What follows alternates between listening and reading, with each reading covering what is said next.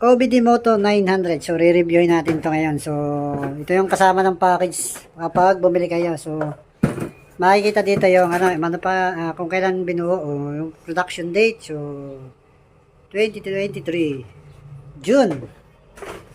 So, ano nga ba yung mga kasama ng package natin? So, ito yun. May case. Yan, bubuksan natin. Yung master. So, may lock yan. Buksan nyo lang.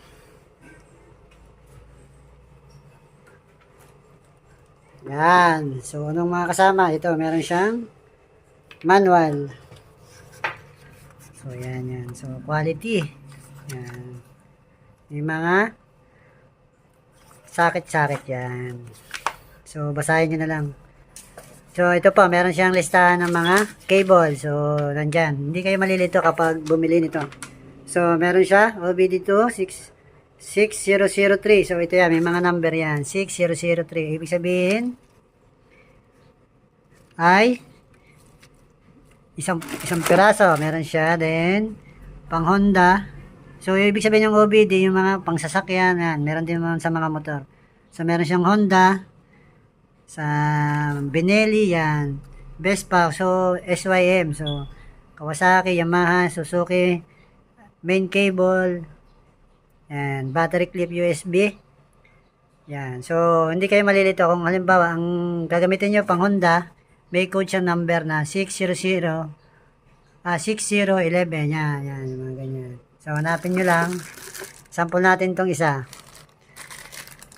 Pang battery, 6030. So, yan. Yan, pang battery. So, hindi kayo magiging malilito.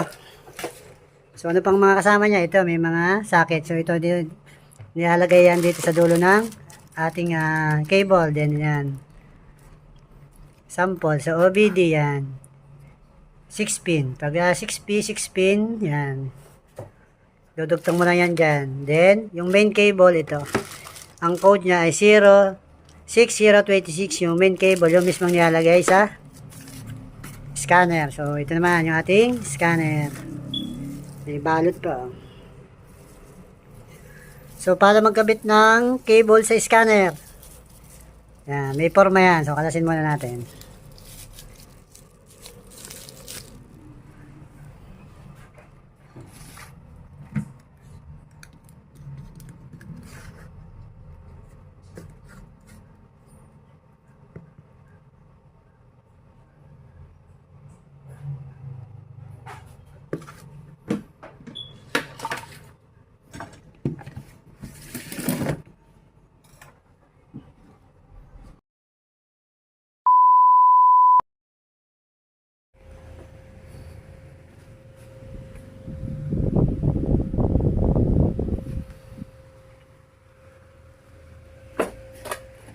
So, tuturuan natin sa inyo kung paano gamitin yung ating OBD scanner. Si OBD Moto 900. So, ayan. So, connect nyo lang doon sa ating OBD. Ayan. Diretso na yan dito sa ating scanner. So, gagamitan nyo ng main cable. Then, ngayon, ituturo ko sa inyo kung paano mag-check ng battery status. So, ito na yan. Pag inopen mo na yung motor, yan na yung lalabas. So, i-check natin yung voltage ng battery. So, kung okay siya or ano yung status ng inyong battery. So, punta tayo sa battery. Select mo yung arrow key na ito. Ilipat yan. Then, i-okay mo siya. So, yung current status ng battery mo, 11.7. So, paano malalaman kung good ang charging? Start yung ating engine. So, yan.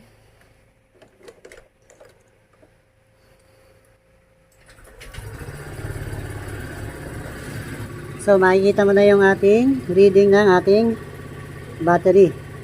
So, mataas siya. 13.8. So, ibig sabihin, good yung charging ng iyong motor.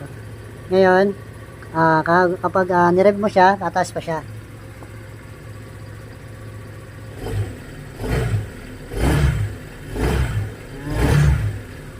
Magiging 13.9, 13.8. So, yung pinaka-standard na charging ng ating motor.